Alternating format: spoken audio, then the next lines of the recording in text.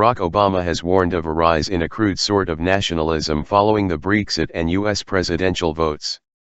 Speaking in Greece on his final foreign trip, he said, "We have to guard against tribalism built around in us or them." He said the US was painfully aware of the danger of divisions along lines of race or religion or ethnicity. He also put the victory of Donald Trump down to the view of the American people to just shake things up. Mr. Obama was speaking after talks with Greek PM Alexis Tsipras in the capital, Athens, as part of a final tour that also takes in Germany and Peru. NATO reassurance. He said again that he had been surprised by Mr. Trump's victory. Mr. Obama said part of the result was down to natural desires for change if you've had an incumbent who's been there for 8 years. At times of significant stress, people are going to be looking for something and they may opt for change even if they are not entirely confident what that change will bring.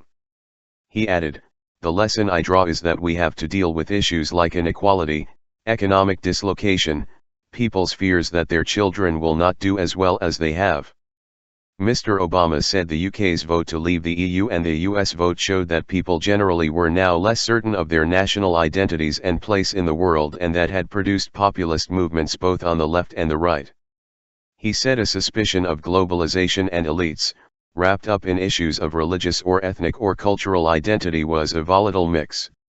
He said, "Now we need to satisfy the people who are fearful, angry, or concerned, and that's going to be a pretty big test." Mr. Obama insisted his vision, where the future will be decided by what we have in common, rather than what leads us into conflict, was the right one. He also said he was responsible for facilitating a good transition, presenting to Mr. Trump his best ideas about how to move the country forward. Mr. Obama will be using the European leg of his trip to try to reassure leaders about future US commitment to its international alliances. Greece agreed a third economic bailout package with international creditors in the middle of last year. It was worth about €86 billion, $92 billion, but came with strict austerity measures.